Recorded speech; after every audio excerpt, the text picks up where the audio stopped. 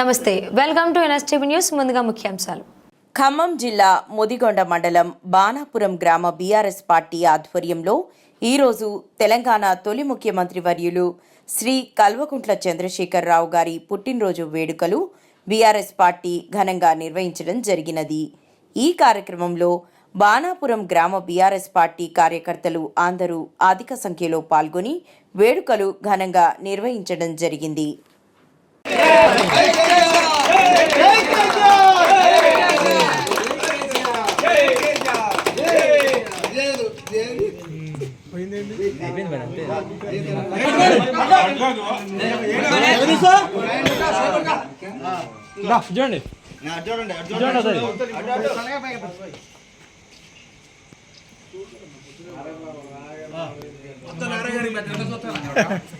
చూడు